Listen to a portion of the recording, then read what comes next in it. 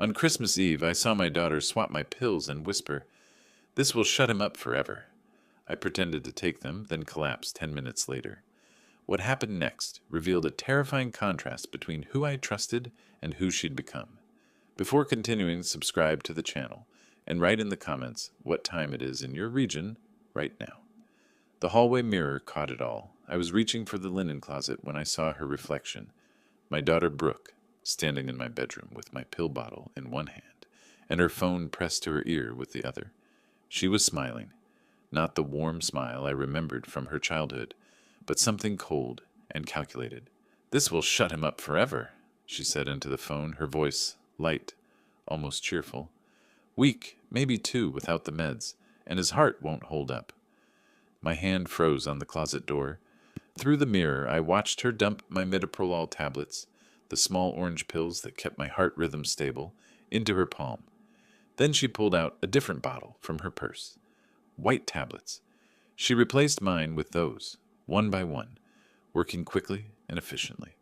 35 years in pharmaceutical quality control taught me to spot a substitution from across a room. Those white tablets weren't medication, they were nothing. Candy, maybe. Sugar pills from some health store. My daughter was trying to kill me. The thought arrived in my mind with strange clarity, like a diagnosis I was reading on someone else's chart. Brooke Fisher Sullivan, age 38, attempting to murder her father on Christmas Eve. Motive, financial.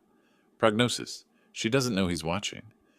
I stepped back silently, my heart hammering, not from the absence of medication, but from pure rage, the kind of rage that makes your vision sharp and your thoughts crystalline.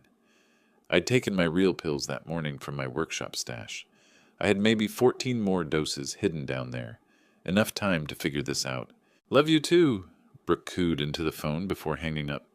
She returned the bottle to my nightstand, positioning it exactly where it had been, then walked out of my bedroom wearing a bright smile. I gave her 10 seconds, then emerged from the hallway. "There you are, Dad," she kissed my cheek, the same cheek she'd kissed 1,000 times before. "Dinner's almost ready. Kyle's setting the table." Kyle Sullivan, my son-in-law for 9 years, appeared from the kitchen. 41 years old, expensive watch, cheap smile. "Hey, Frank, Merry Christmas Eve." "Merry Christmas," I replied, forcing warmth into my voice. Easy enough. I'd spent decades maintaining professional composure in meetings where millions of dollars were at stake. This was just another performance. Their son Ben, 19 and gangly, slouched on my couch scrolling through his phone. My grandson, was he part of this too? "Ben, come help set the table," Brooke called. We gathered around my dining room table, the same table where Brooke had done her homework 25 years ago. Kyle poured wine. Brooke served the roast chicken she'd brought over. Ben picked at his food. Everything looked normal. A family Christmas Eve. Except I could see my pill bottle sitting on the kitchen counter where Brooke had strategically placed it. A little reminder, a little prompt. "Dad, have you taken your evening meds?" she asked, concern painting her features. Such a caring daughter. "Not yet. Thank you for reminding me, sweetheart." I walked to the counter, picked up the bottle, and shook out one tablet. The white pill sat in my palm, innocent and lethal in its uselessness. I carried it back to the table with a glass of water. They were all watching me. I placed the pill under my tongue, took a sip of water, and swallowed. The pill stayed hidden in my mouth, pressed against my gum. Another sip. I brought my napkin to my lips and palmed the tablet, dropping it into my lap. "Good," Brooke said softly. "You need to stay on top of those." "Absolutely." I smiled at her. We ate. Kyle talked about some commercial real estate deal. Brooke complained about her marketing manager. Ben said nothing. I nodded and smiled and counted the minutes. 10 minutes after my fake pill, I let my fork clatter to my plate. "Dad?" Brooke's voice sharpened. I gripped the table edge, letting my face go slack. My pharmaceutical training had included emergency response procedures. I knew exactly how to mimic cardiac distress. I let out a gasping breath, clutched my chest, and slid from my chair onto the floor. "Frank!" Kyle's chair scraped back. I lay still, keeping my breathing shallow and controlled. My eyes were closed but not squeezed shut. Truly unconscious people don't clench their eyelids. Through my barely parted lashes, I saw Brooke and Kyle standing over me. "Call 911!" Brooke's voice cracked with panic. then Kyle's hand on her arm. Wait! A pause. 1 second. 2. Wait, Brooke whispered. Kyle, he's... Check his pulse, Kyle said, his voice dropping to something cold and measured. If he actually passed out, we call the ambulance and play concerned family. If he dies right now, too suspicious. Too fast. The words hung in the air above me like a verdict. Brooke knelt beside me. Her fingers found my wrist, pressing against the pulse point. My heart was racing, not from fake distress, but from the confirmation of what I'd seen in the mirror. She wasn't acting alone. This was planned, coordinated, premeditated. His pulse is strong, Brooke said, relief and something else. Disappointment in her voice. So he just passed out. Kyle's shoes appeared in my peripheral vision. Help me get him to the couch. Let him sleep it off. Ben, stop recording. Recording? My grandson had been filming this. They'd wanted evidence of my collapse, documentation of my declining health for later. For when I actually died from the pills they weren't giving me. They lifted me, Kyle taking my shoulders, Brooke my feet. The indignity of it burned, but I kept my body limp as they dumped me onto my living room couch. A throw blanket landed over me.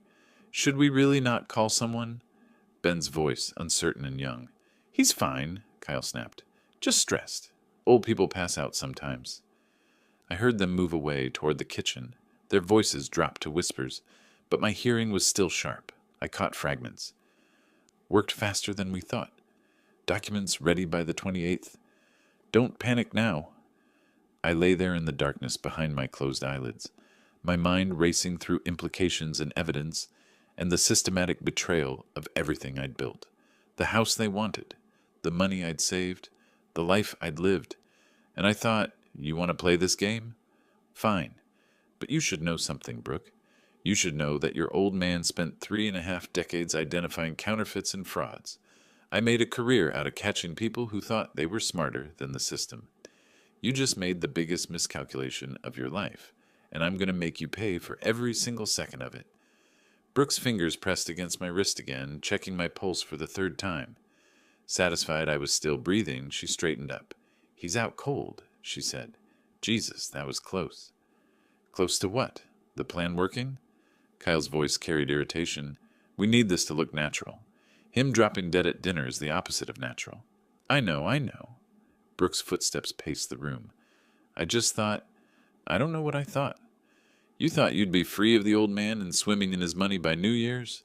Kyle laughed, but it wasn't a pleasant sound. Patience, babe. Another week or 2 of him missing those pills. His ticker gives out. We're golden. Ben cleared his throat. Did I get enough footage? Let me see. Kyle's voice moved closer to where I lay. I kept my breathing steady, deep, slightly rattling. The sound of an old man unconscious. Yeah, that's good. Shows him taking the pill, shows him collapsing. Date and timestamp. Perfect for when we need to prove he was declining. They were documenting my murder. A phone rang. Not a regular ringtone, but a FaceTime chime. It's Stacy, Brooke said. Hey, we're at my dad's. Everything okay? A woman's voice came through the speaker, crisp and professional. Kyle's sister, the notary. I'd met her twice. Just confirming we're still on schedule. I have the documents ready, notarized for the 28th. The new will puts everything in your name, Brooke. Once he's declared mentally incompetent or deceased, it's ironclad. Perfect, Kyle said. Ben's job tomorrow is to bring Marcus over. We need an independent witness to confirm Frank's been acting confused and forgetful. Marcus Johnson, from the country club? Stacy's voice held approval. Good choice. Respectable guy. No reason to doubt his testimony. They had forged my signature. They had created a fake will. They had witnesses lined up to testify I was losing my mind. What if he figures it out? Ben asked quietly. He won't, Kyle said with absolute certainty.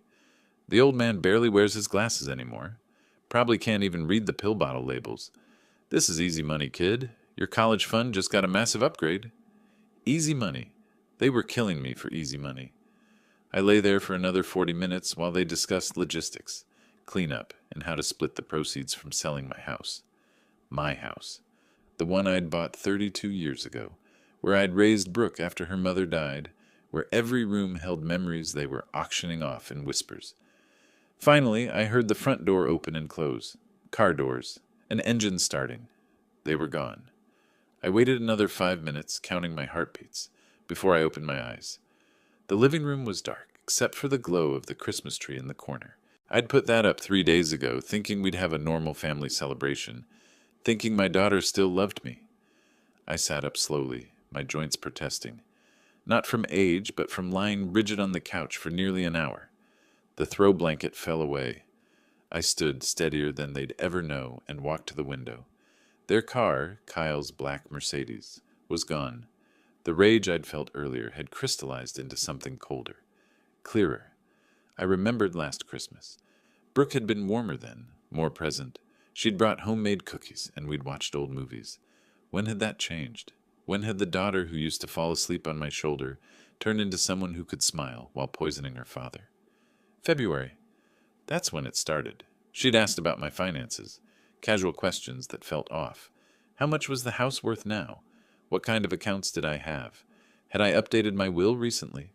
I thought she was being practical, thoughtful even, making sure her old dad had his affairs in order, but she'd been calculating, assessing assets, deciding whether I was worth more dead than alive.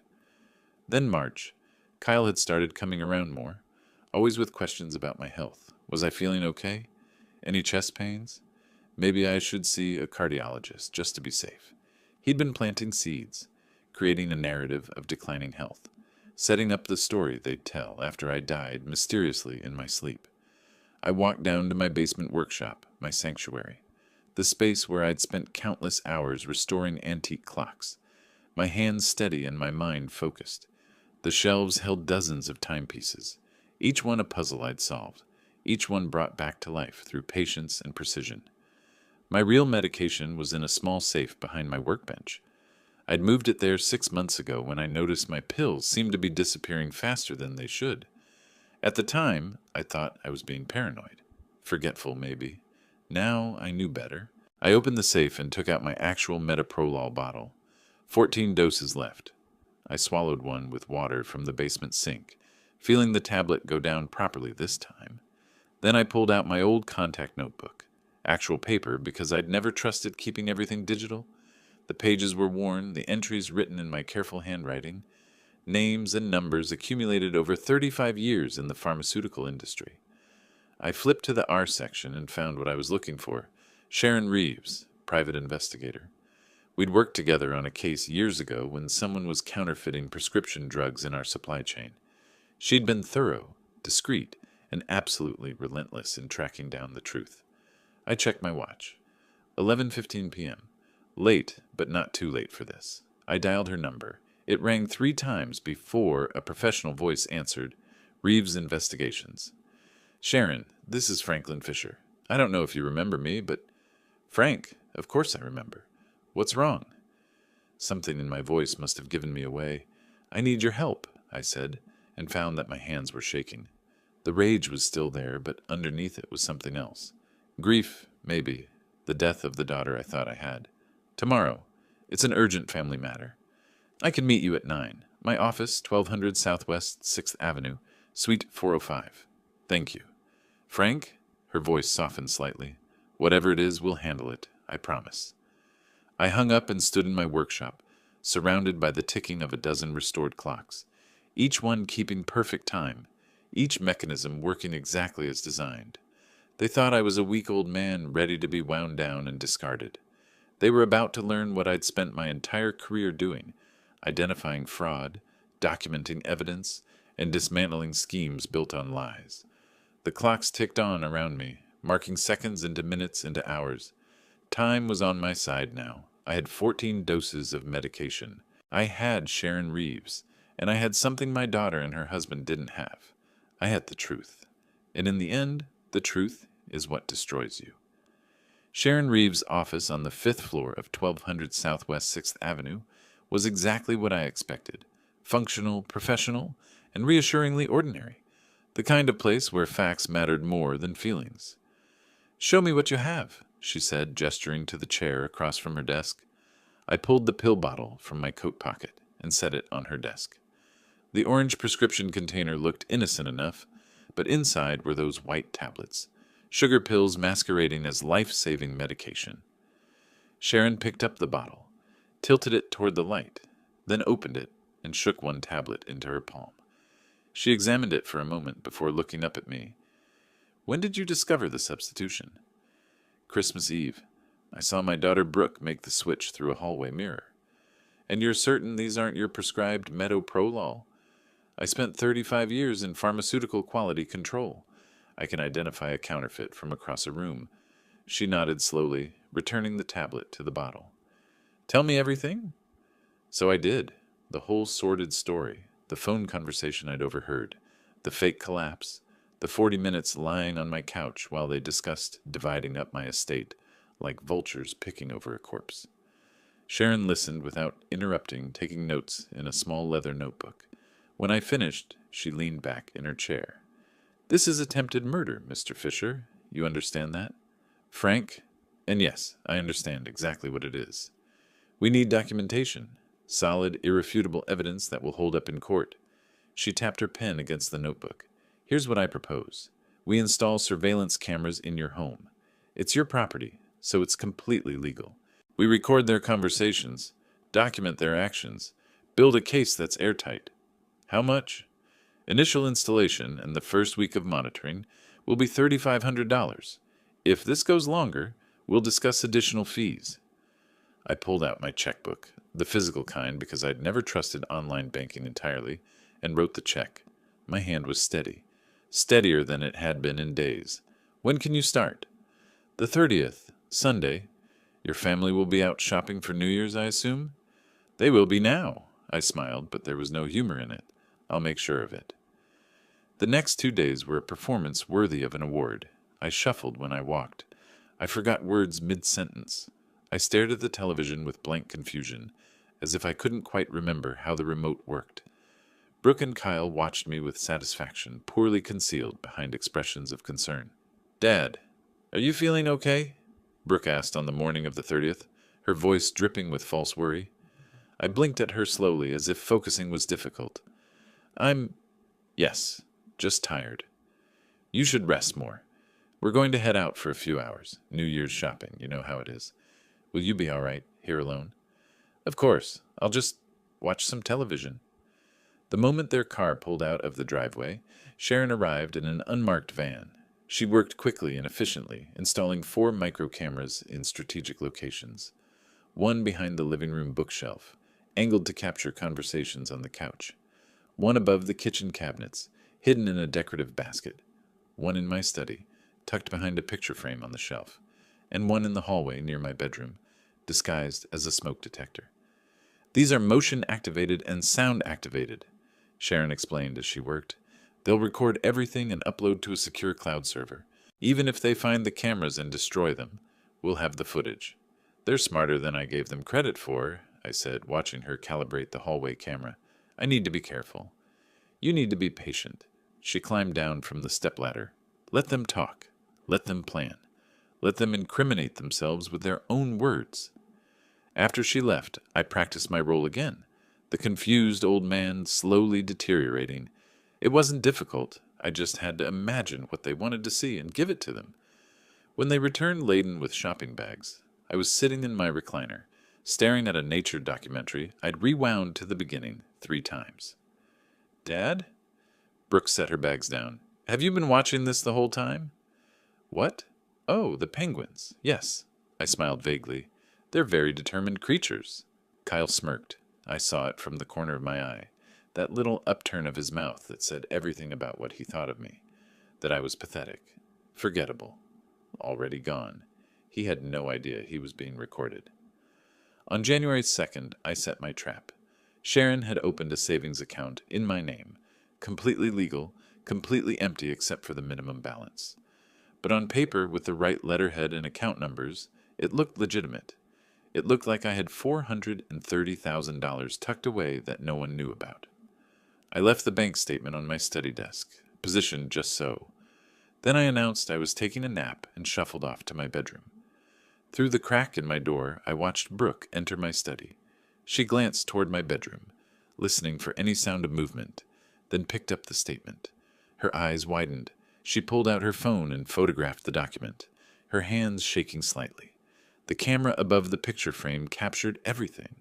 That evening I lay in bed, listening through the wall, as Brooke and Kyle talked in the guest room they'd been staying in more and more frequently. 430,000, Brooke hissed. He has another 430,000, and he never told me. Calm down, Kyle said. This is good news. More money for us. But why would he hide it? Unless he doesn't trust... He's old. He's paranoid. Probably forgot he even told you about the other accounts. Kyle's voice was smooth, convincing. This changes nothing except the final number. We stick to the plan. Later that night, they called Stacy on FaceTime. I couldn't hear the conversation, but I didn't need to. The cameras would catch every word.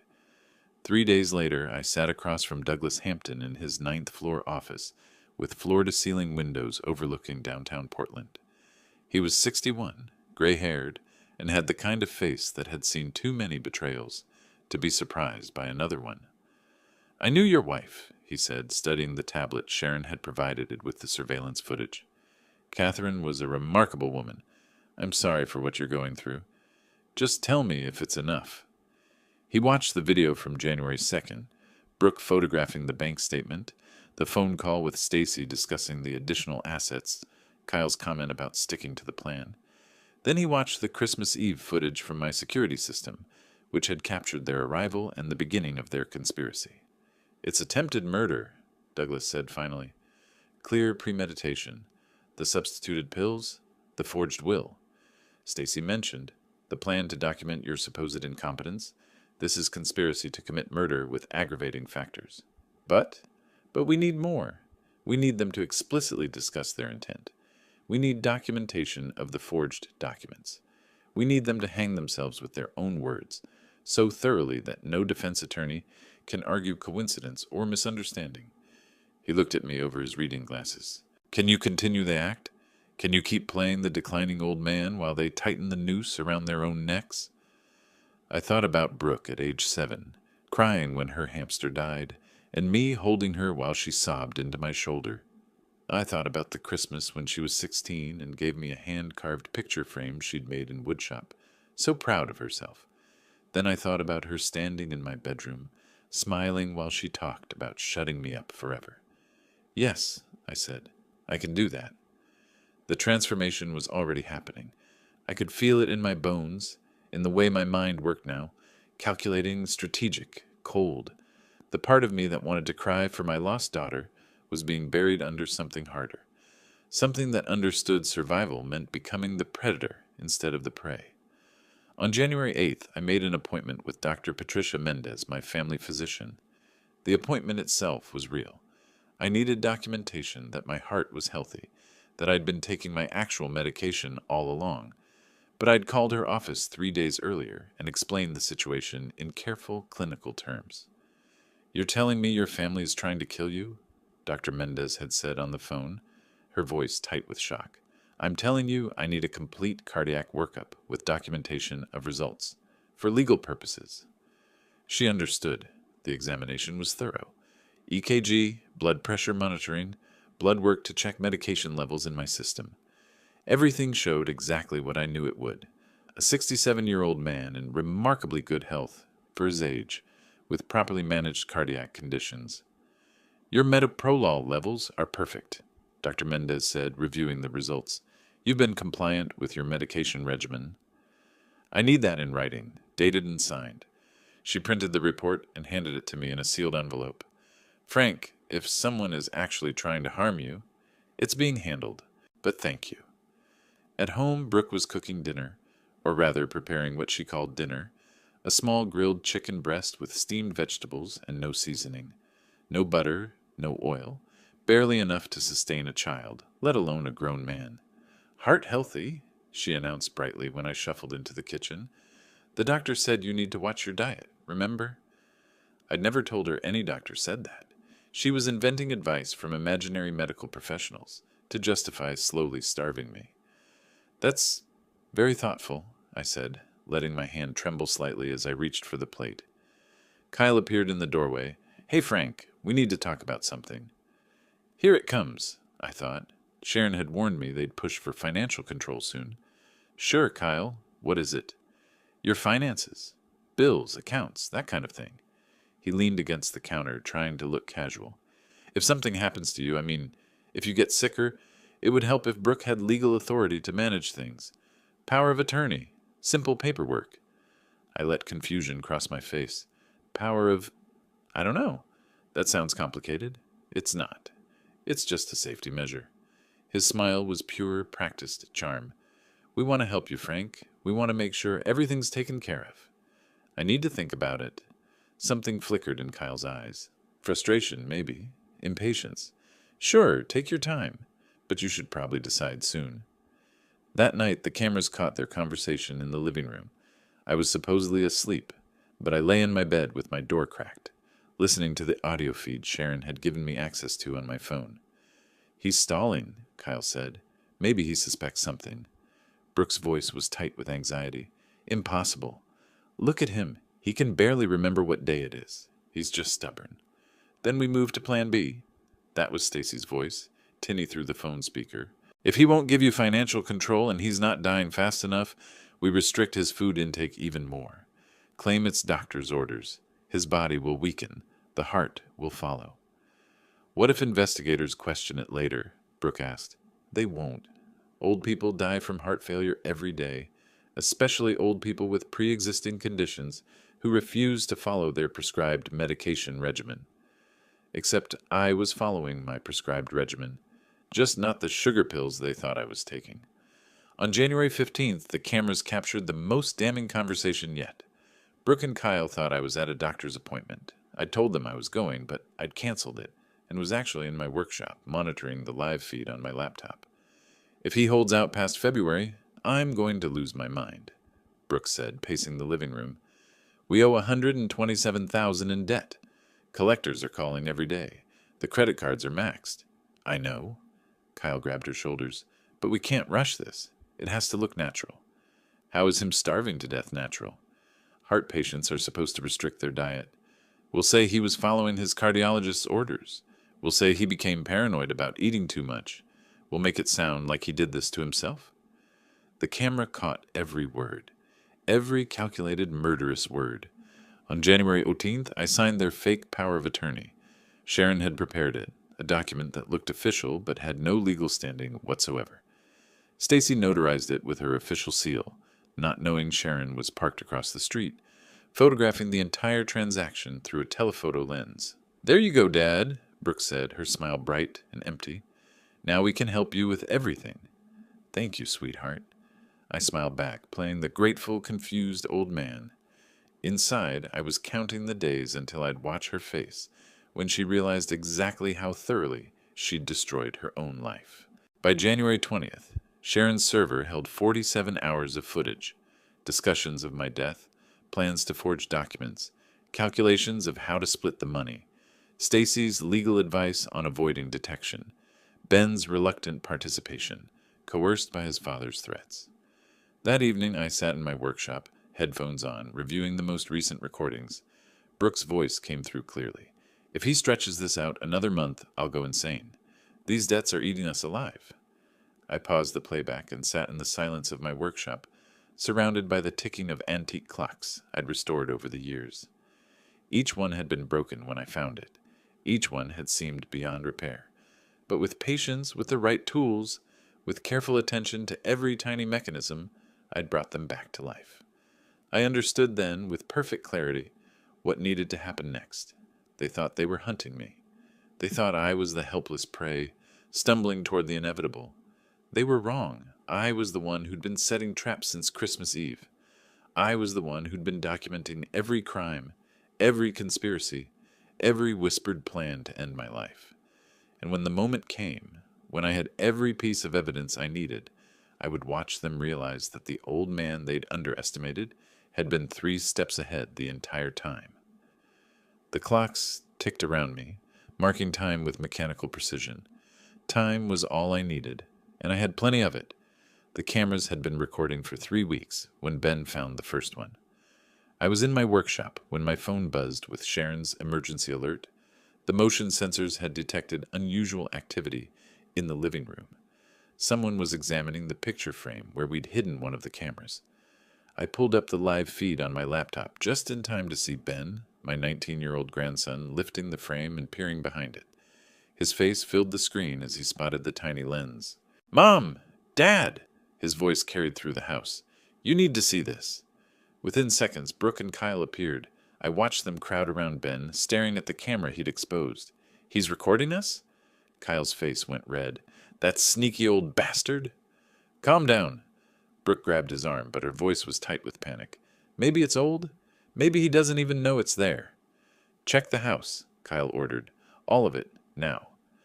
I minimized the laptop screen and climbed the stairs slowly, making sure my footsteps announced my arrival. When I entered the living room, they were standing in a tight cluster, the picture frame disassembled on the coffee table. "Dad!" Brooke's voice was too bright, too sharp. "We found something interesting." I let confusion cross my face. "What's that, sweetheart?" Kyle stepped forward, holding up the camera. "This. Care to explain why you're spying on your own family?" I studied it like I'd never seen it before, then shook my head slowly. "Camera? I don't... Oh!" I touched my forehead. "I remember now. Last winter. There were break-ins in the neighborhood. 4 houses on this block alone. I had a security company install cameras." "Last winter?" Brooke's eyes narrowed. "February, I think, or March. The Hendersons next door got robbed in January." All true. The Hendersons had been robbed. I just hadn't installed cameras back then. I forgot all about them. Kyle's jaw worked. He wanted to argue, to accuse, but he had nothing concrete. "Where are the recordings?" "Recordings?" I blinked at him. "I don't know. The company handles all that. Or maybe there aren't any. I can't remember if I kept paying for the service."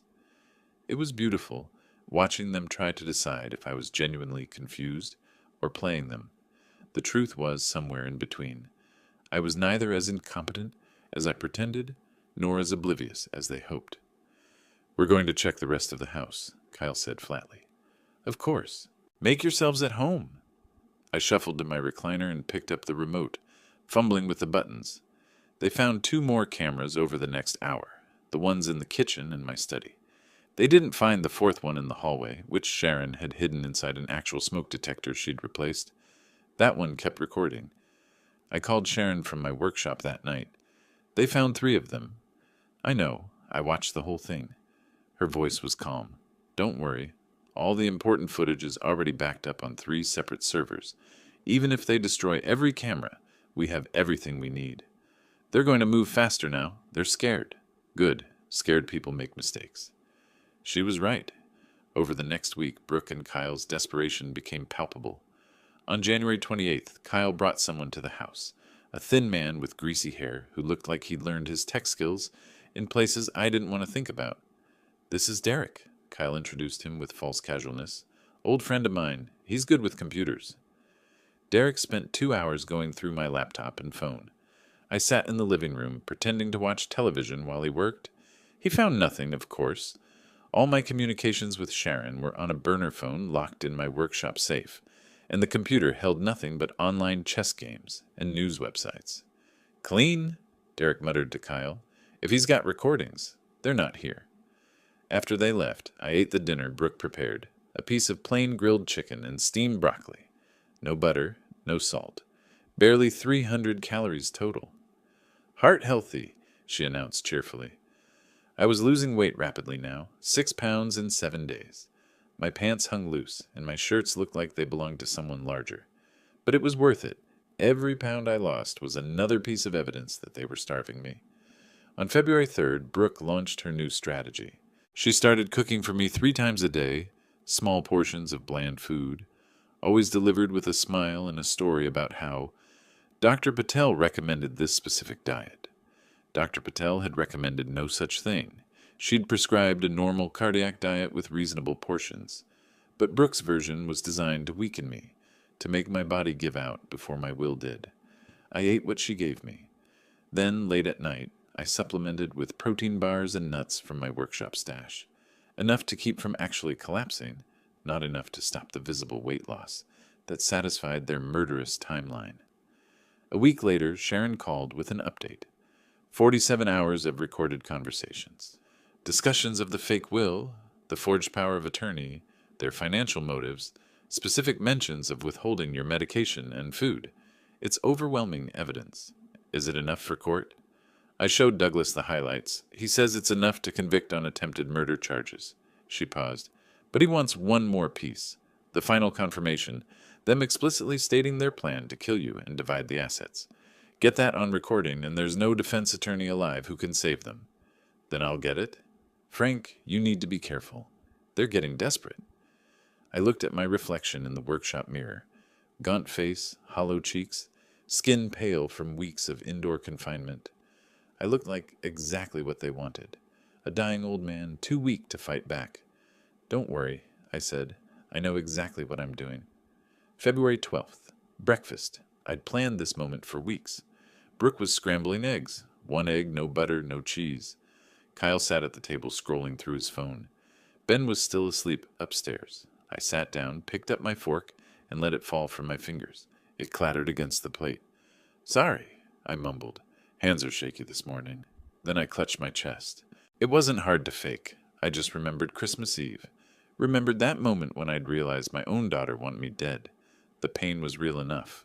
I gasped, grabbed the table edge, and let myself slide from the chair.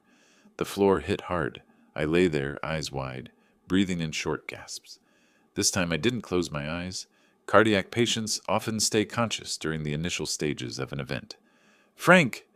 Brooke's scream was genuine panic. She dropped beside me, her hands on my face. Kyle, call 911.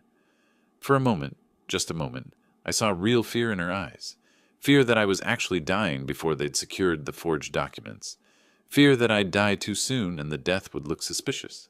Not fear for me. Fear for her plan. The ambulance arrived within 8 minutes. The EMTs loaded me onto a stretcher while Brooke held my hand and cried. Kyle followed in his car, his expression grim. At the hospital, I was taken to the ER where Dr. James Rodriguez was waiting. I'd met with him 2 days earlier, shown him the evidence of what my family was doing, explained what I needed. He'd been horrified and immediately agreed to help. The tests showed exactly what they were supposed to show. No heart attack. My cardiac enzymes were normal. My EKG was unchanged from baseline. But Dr. Rodriguez diagnosed me with a severe anxiety attack brought on by stress, which was serious enough to warrant observation but not serious enough to suggest attempted murder. We're keeping you for 48 hours, he told Brooke and Kyle in the hallway outside my room. I could hear them through the partially open door. He needs rest and monitoring. The stress on his system is significant. But he'll be okay? Brooke asked. With proper care and reduced stress, yes. I lay in the hospital bed, tubes running from my arm to an IV drip, monitoring wires attached to my chest. Through half-closed eyes, I watched Brooke sit beside my bed. She thought I was sleeping. She pulled out her phone and took a photo of the IV, the monitors, my pale face against white pillows. Building her narrative. Look how sick he is. Look how much we care. On February 14th, Valentine's Day, I executed the next phase. While Brooke was in the cafeteria getting coffee, I placed the bank statement on my bedside table. The same fake document about the $430,000 account. Just visible under a magazine like I'd been reviewing my finances and got tired. Brooke returned with 2 coffees and a muffin. She set them down, glanced at me, still sleeping, and her eyes landed on the paper. I watched through my lashes as she picked it up, her hand trembling slightly. She read it once, twice, then pulled out her phone and photographed it. Her face had gone white, then flushed red. After she left, I heard her in the hallway, her voice tight and excited on the phone with Kyle. He has more. Another $430,000. Why wouldn't he tell us? What else is he hiding? The greed in her voice was almost funny. Almost. I was discharged on February 16th. At home, I played the invalid perfectly, shuffling from room to room, accepting help to climb stairs, fumbling with simple tasks. Brooke was solicitous to the point of parody, fluffing my pillows, bringing me meals, checking my medication. The medication she'd replaced with sugar pills for the 3rd time. On February 20th, Sharon sent me a text. Coffee shop, Main and Oak. They're there now. I pulled up the live feed she sent. Video from her phone, hidden in her purse, on the table beside her. Kyle and Stacy sat across from each other, voices low but clear on Sharon's directional microphone. If he dies now, we're clear, Stacy was saying. She looked nervous, her perfectly manicured nails tapping against her coffee cup. All the documents are in place. The will is notarized. Everything looks legal. Then we move this week, Kyle said. Brooke stops giving him the real pills entirely. No more supplements, no more real medication. His heart can't hold up much longer under this stress. Sharon's camera captured every word, every gesture, every incriminating statement. 5 days later, February 25th, I confronted Brooke in the kitchen. I'd been waiting for the right moment, the right audience. Kyle was in the living room. The hidden hallway camera, the one they'd never found, was recording. I held up my pill bottle, my hand trembling. Brooke, these pills, they look different again. She turned from the sink, dish towel in hand, and for just a second her mask slipped. I saw cold calculation in her eyes before the concerned daughter expression slid back into place. Dad, that's the new prescription from the pharmacy. The pills are from a different manufacturer. It's the same medication. Are you sure? Because You're being paranoid. Her voice had an edge now, sharp and impatient. The stress is making you imagine things. I let tears fill my eyes, half genuine, half performance. I'm not crazy. No one said you were crazy. She softened her tone, but it was mechanical, rehearsed. You're just confused. It happens with age, Dad. We understand. The camera caught all of it. Her dismissiveness, my distress, the pills in my shaking hand. 3 days later, February 28th, they gathered in my living room. I was supposedly asleep in my bedroom, but I lay awake, wearing the wireless earbuds Sharon had given me, listening to the audio feed from the baby monitor she'd hidden in my ceiling fan. Brooke, Kyle, and Stacy, all 3 of them. Final planning session. 2 weeks maximum, Kyle said. Without the meds, minimal food, his heart gives out. When he's gone, Stacy processes the will within 3 days. Ben confirms Grandpa was incompetent these last few months. We sell the house by summer, split $1.2 million 3 ways. What about Ben? Stacy asked. He gets his college paid for. That's his cut. And if anyone questions the death, they won't, Brooke said. Her voice was cold, businesslike. He's 67 with a cardiac history. Old people die. It's what they do. I lay in the darkness, listening to my daughter discuss my death with the same tone she'd used to discuss selling a used car. The baby monitor recorded every word, every calculation, every detail of their plan to murder me and divide my estate. In my workshop, safe was a growing file. Surveillance recordings, financial documents, medical records, witness statements. 47 hours had become 89 hours. The sugar pills Brooke had substituted were in evidence bags. Dr. Mendez's health reports proved I'd been taking real medication all along. Sharon's photographs showed Stacy notarizing forged documents. I had everything, every piece of evidence needed to destroy them. And on March 1st, I would begin delivering justice. March 1st. Douglas Hampton's office. 9th floor. Floor-to-ceiling windows overlooking downtown Portland. 89 hours of video and audio, Douglas said, spreading folders across his conference table. Documentation of pill substitution. Forged legal documents, explicit discussions of murder for financial gain. We have everything. Sharon sat beside me, her laptop open to timestamps and transcripts. The February 28th recording is the crown jewel. They discuss timeline, method, division of assets. It's textbook conspiracy to commit murder.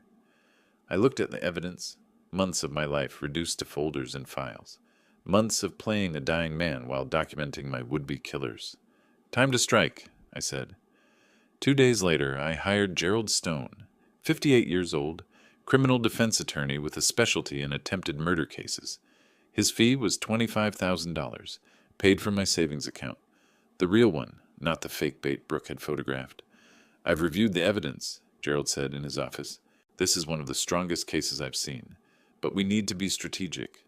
The family will claim entrapment, manipulation, that you orchestrated everything.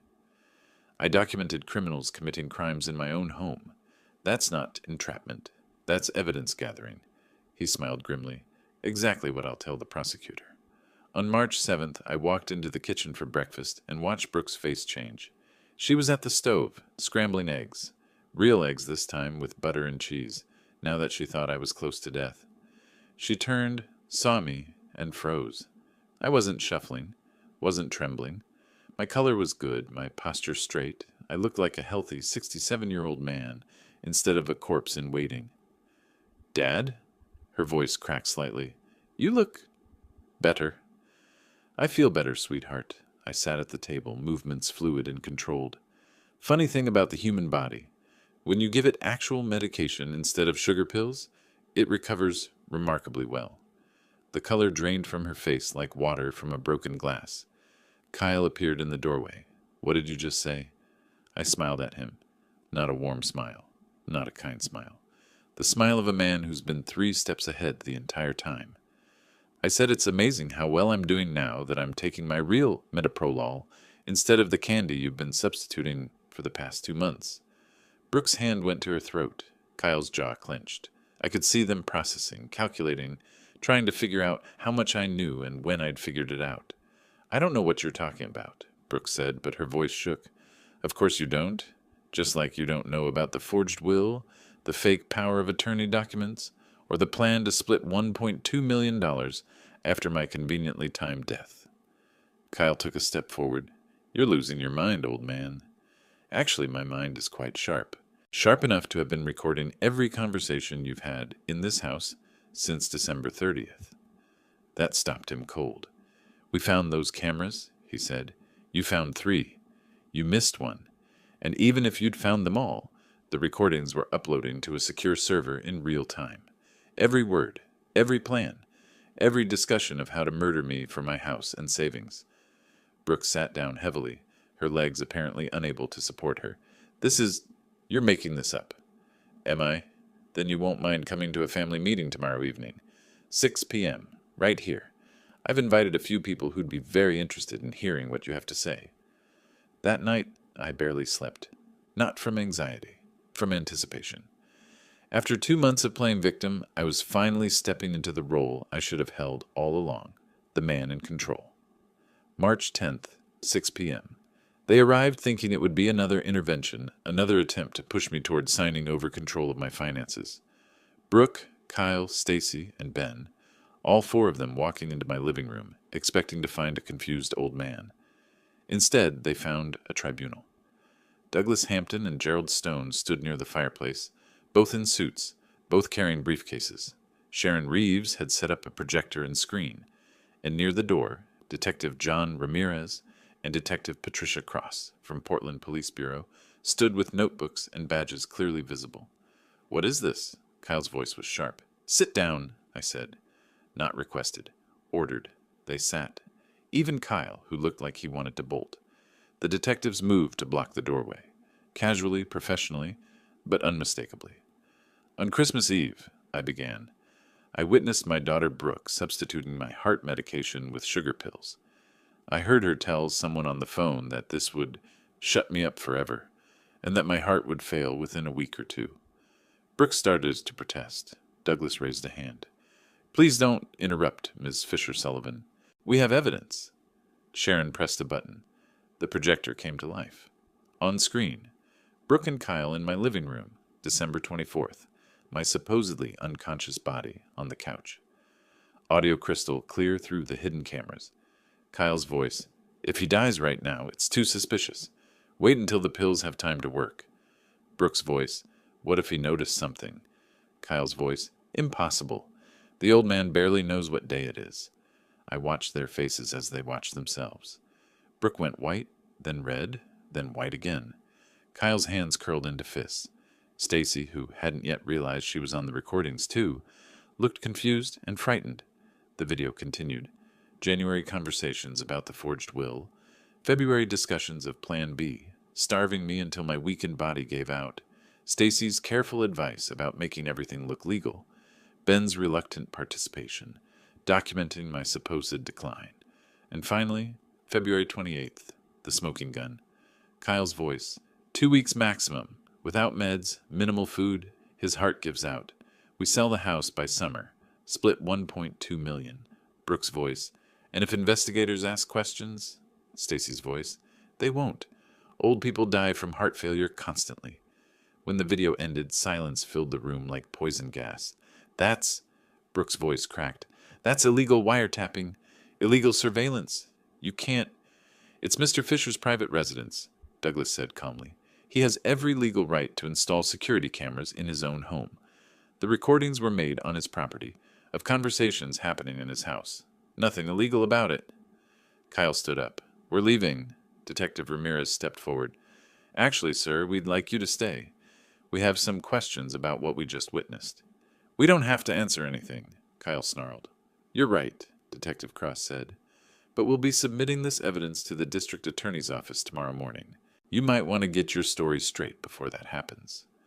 Over the next hour, the detectives questioned each of them separately. Ben broke first, crying in my study, confessing that his father had pressured him to document my decline, that he'd felt trapped and scared. He was 19, manipulated by people he should have been able to trust. Stacy tried to play innocent. She was just a notary, just doing her job, didn't know about any murder plot. Then Sharon pulled up the coffee shop recording from February 20th. Stacy's voice discussing how they'd be in the clear if I died soon, how all the documents were perfectly forged and legally notarized. She stopped talking after that. Brooke and Kyle refused to say anything without lawyers present. The detectives told them they'd be in touch. As they left, all four of them, shocked and desperate, and finally understanding what they'd walked into, I stood by the door. Brooke turned to me, tears streaming. Dad, please, don't, I said quietly. Don't call me that. You lost the right to call me that when you decided my life was worth less than my bank account. She flinched like I'd struck her. They left. The house felt cleaner without the minute. March 16th. The call came at 7 in the morning. Multnomah County District Attorney's Office has filed charges, Gerald Stone said. Attempted murder, conspiracy to commit murder, forgery, and fraud. Warrants issued for Brooke Fisher Sullivan, Kyle Sullivan, and Stacy Sullivan Martinez. And Ben? Plea agreement. He cooperates fully, testifies against his parents, and he gets probation plus community service. The DA believes he was coerced. By noon, all three were in custody. Bail set at $500,000 for Brooke, $750,000 for Kyle, $350,000 for Stacy. I thought that would be the end of it. I was wrong. 2 days later, Kyle's family, parents, siblings, extended network, pooled resources and posted bond through a bail bondsman. $200,000, 10% of the combined bail for Kyle and Brooke. They walked out of jail on March 18th, and the real fight began. March 22nd, Brooke hired William Harrison, a criminal defense attorney, with a reputation for aggressive tactics and expensive fees. $50,000 paid by mortgaging Kyle's parents' house. Harrison immediately went on the offensive. Your father orchestrated this entire situation, he told reporters on the courthouse steps. He created a narrative, manipulated evidence, and entrapped his own family. This is elder abuse in reverse. A vindictive old man destroying his daughter's life because she tried to help him. The story hit local news. Suddenly I was the villain, the paranoid pharmaceutical exec who'd weaponized his professional knowledge against his own family. My phone rang constantly. Reporters wanted statements. Old colleagues called to ask if the accusations were true. The narrative was shifting, and I could feel the ground becoming unstable. Let them spin, Gerald advised. We have evidence. Facts don't care about PR. But facts needed context, and context required explanation. On April 5th, the preliminary hearing, Judge Margaret O'Connor presiding. Harrison came out swinging. Your Honor, Franklin Fisher is a retired pharmaceutical executive with extensive knowledge of medication, surveillance, and legal procedures. He didn't just discover a crime. He engineered one. He knew his pills were substituted, but continued to create situations designed to entrap his family into increasingly incriminating statements. Gerald stood. Your Honor, the defense is arguing that Mr. Fisher should have allowed himself to be murdered rather than gather evidence against his killers. He had every right to protect his own life and document criminal activity in his home. The recordings were made without consent, on private property he owns, with equipment he installed, recording people who were actively conspiring to kill him. Harrison produced documents, medical records showing I'd been healthy all along, bank statements for the fake account Sharon had opened, transcripts of my meetings with Sharon and Douglas, where we'd strategized about catching them in the act. This man created a fiction, Harrison said, and then filmed his family believing it. That's entrapment. Judge O'Connor studied the evidence. The courtroom was silent except for the scratch of her pen on legal pads. The question, she finally said, is whether Mr. Fisher's actions constitute legitimate self-defense and evidence gathering, or whether they cross the line into entrapment and provocation. My heart pounded. For the first time since Christmas Eve, I felt genuine fear. What if she dismissed the charges? What if the judge decided I'd gone too far? However, Judge O'Connor continued, the evidence shows that the defendants initiated the criminal conspiracy without any prompting from Mr. Fisher. He did not suggest they substitute his medication. He did not encourage them to forge documents. He simply documented crimes they were already committing. Motion to dismiss denied. This case will proceed to trial. The relief was physical. I felt my shoulders drop, my breath return. But Harrison wasn't done. As we left the courthouse, he cornered me in the hallway, Gerald and Sharon flanking me protectively. 3 years probation, he said. Fraud and forgery charges only. Attempted murder dropped. Your daughter does no jail time. Pays $150,000 in restitution, and you get your money and your revenge. Everyone walks away. I looked at him, then at Gerald. What do you think? Gerald asked. I think, I said slowly, that they tried to kill me. Not defraud me. Not forge documents. Kill me. Murder me for money. And I think they should face the consequences of attempted murder, not some reduced charge that makes them look like they made a paperwork error. You're sentencing your own daughter to prison, Harrison said. No, I replied. She sentenced herself the moment she decided I was worth more dead than alive. I'm just making sure justice is served. Harrison's face hardened. Then we'll see you in trial. And I promise you, Mr. Fisher, we'll make you look like the monster you are. He walked away. Brooke and Kyle followed, both of them shooting me looks of pure hatred. Sharon touched my arm. You okay? I'm fine. And I was, because I'd expected this. Expected them to fight back, to try to twist the narrative, to make me the villain. But I had something they didn't have. The truth. 89 hours of recordings. Medical records proving my health. Expert testimony about how metoprolol withdrawal would have killed me. Ben's cooperation, Stacy's coffee shop conversation. They could hire the most expensive lawyers in Oregon. They could spin stories for the media. They could try to paint me as a manipulative mastermind who'd set them up. But the evidence didn't lie. The recordings didn't lie. On April 20th, Harrison made one final offer. Plead to lesser charges. Avoid trial. Brooke and Kyle get probation and community service. I turned it down. I want a trial, I told Gerald. I want 12 citizens to hear what they did, see the evidence, and make a judgment, because I know what that judgment will be. Gerald smiled grimly. Then we go to trial. Jury selection starts April 25th. I went home to my house, the house they'd wanted to inherit, to sell, to divide. I walked through rooms where they'd plotted my death. I sat in the chair where I'd played dying while they planned my funeral, and I waited for justice. April 25th, the trial began. Multnomah County Courthouse. Courtroom 4C.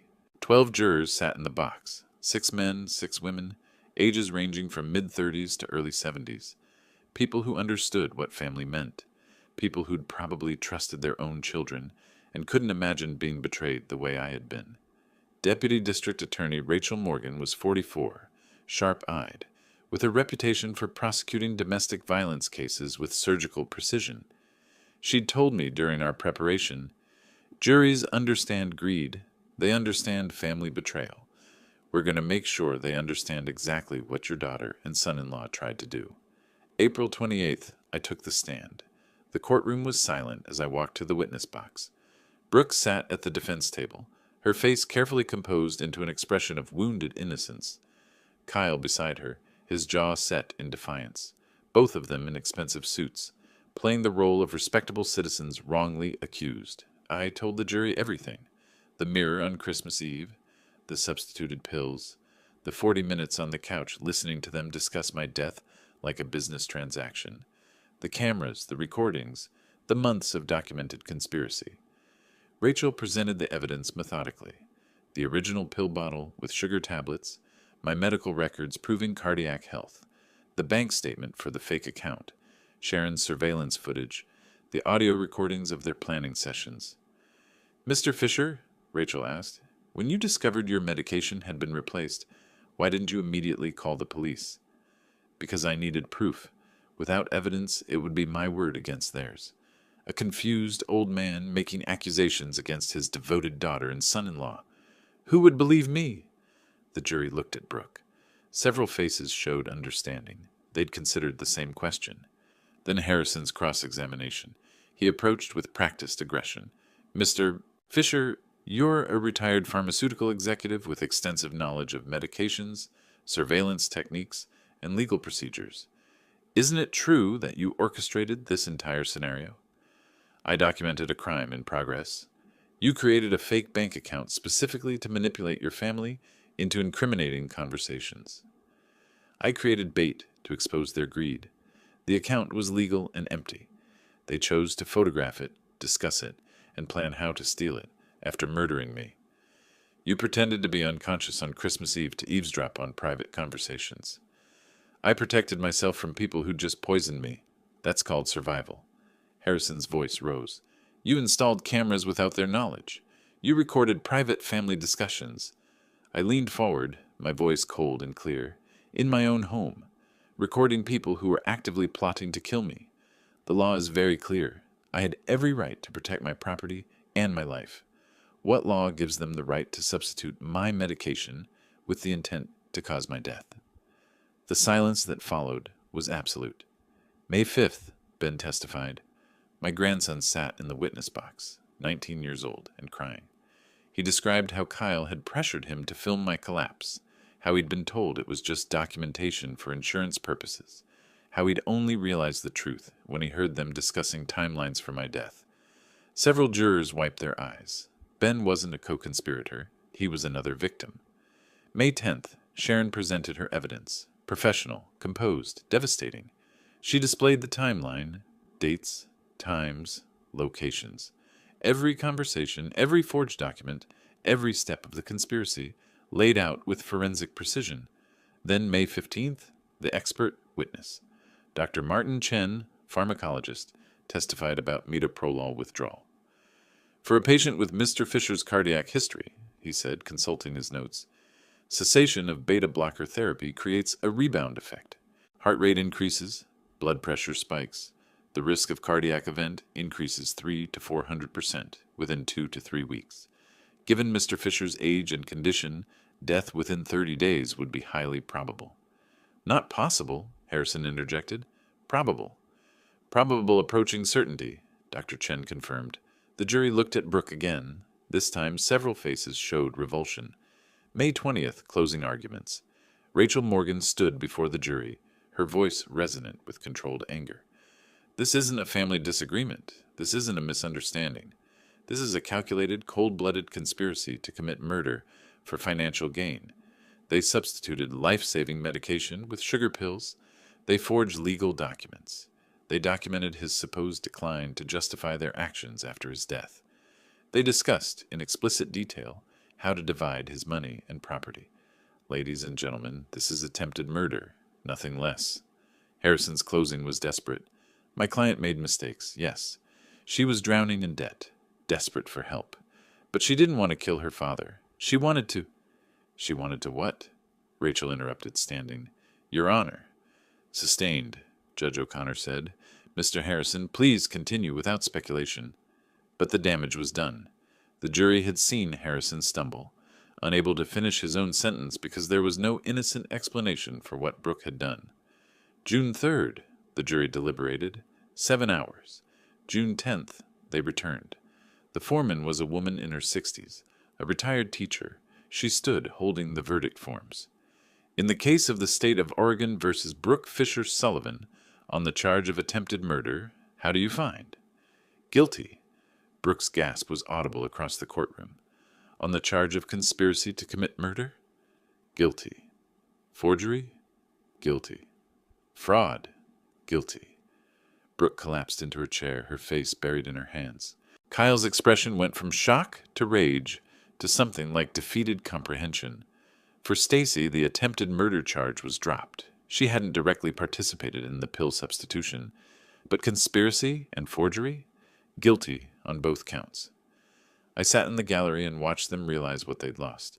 Not just their freedom, not just their futures, but the narrative they'd built, that they were the real victims, that I was the villain. The jury had seen through it all. 12 ordinary people had looked at the evidence and understood exactly what had happened. Justice. June 15th, sentencing.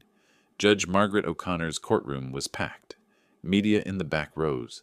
Spectators filling every seat. This was the moment everyone had been waiting for. Brooke, Kyle, and Stacy stood before the judge. 3 people who'd conspired to murder me for money, now facing the consequences. Judge O'Connor reviewed the pre-sentencing reports, her expression grave. Then she looked up. Brooke Fisher Sullivan, the court has considered your case carefully. You attempted to murder your father, a man who raised you, provided for you, loved you, because you wanted his money. You substituted life-saving medication with placebos, knowing this would likely cause his death. You forged legal documents. You lied. You manipulated. And when caught, you showed no genuine remorse, only anger at being exposed. Brooke's face was white, her hands trembling. The court sentences you to 12 years in federal prison for attempted murder, to run concurrently with 3 years for document forgery. Possibility of parole after 8 years. Brooke made a sound, half sob, half gasp. Her carefully maintained composure shattered completely. 12 years. Her life destroyed.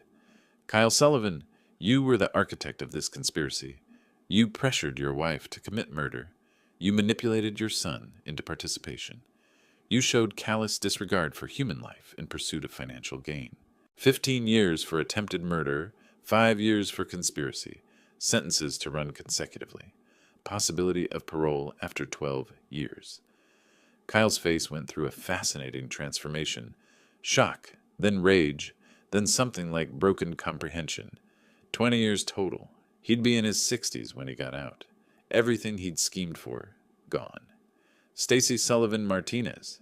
As a notary public, you held a position of public trust. You used that position to legitimize forged documents in a conspiracy to commit murder. 4 years in prison for conspiracy and forgery. Your notary license is permanently revoked. Stacy's mouth opened, but no sound came out. 4 years, career over, life derailed. Benjamin Sullivan, the court recognizes you were manipulated and coerced. 2 years probation, 500 hours community service, mandatory psychological counseling. Then Brooke turned to me, tears streaming down her face, mascara running, the polished mask completely gone. "Dad," her voice cracked. "Please, I'm sorry. I didn't mean... I never wanted..." I stood up from my seat, walked closer to the railing, separating the gallery from the court. Our eyes met. For a moment, I saw the little girl who'd cried when her hamster died. Then I remembered the woman who'd smiled, while discussing how my heart would give out within 2 weeks. "You wanted my house," I said quietly, but clearly enough for everyone to hear. "Now you have a house, a cell, 8 feet by 10 feet. You'll have plenty of time to think about what you tried to do." Her face crumpled. Kyle reached for her, but the bailiffs were already moving forward. "Defendants will be remanded into custody immediately," Judge O'Connor said. I watched them being led away, Brooke sobbing, stumbling, having to be supported by the bailiff. Kyle walking stiffly, his face a mask of suppressed rage. Stacy silent, tears running down her face but making no sound. They were gone. Finally, gone. Outside the courthouse, reporters swarmed. I gave a brief statement prepared by Gerald. "Justice has been served. I'm grateful to the jury, the prosecution, and everyone who helped expose this conspiracy. Now I'd like privacy to rebuild my life." June 22nd, I met Ben at a coffee shop on Hawthorne. He looked thinner, older than his 19 years. Prison orange had been replaced with jeans and a jacket that hung loose on his frame. "Grandpa," he started, then stopped. "I don't know what to call you anymore." "Frank works." He flinched. "I'm sorry. I'm so sorry.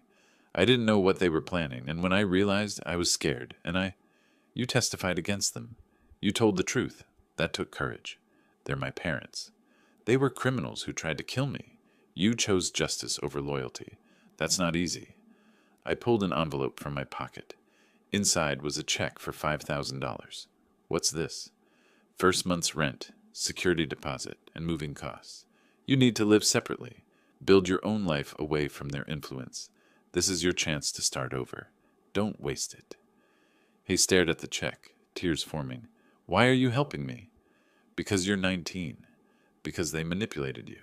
Because everyone deserves a second chance, if they earn it. Don't make me regret this. I won't, I promise. July 10th, I sold the house on Northwest Thurman Street.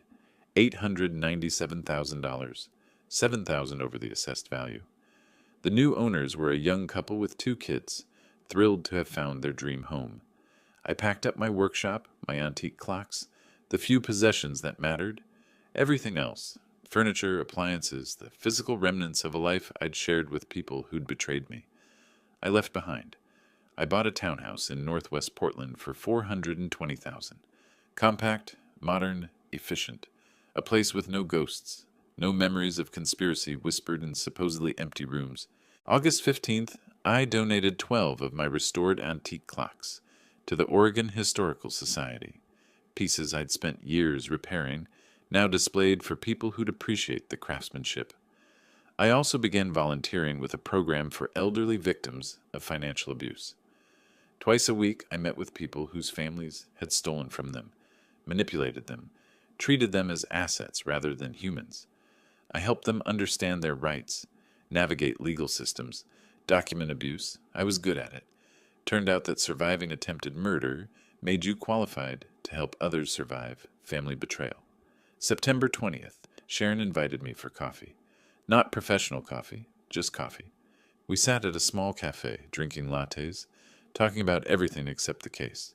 Movies we'd seen, books we'd read, the upcoming fall weather. You doing okay? She asked eventually. Better than I expected, worse than I'd hoped. That's honest. I keep thinking about Brooke at 7 crying over her hamster. Then I remember her discussing my death timeline.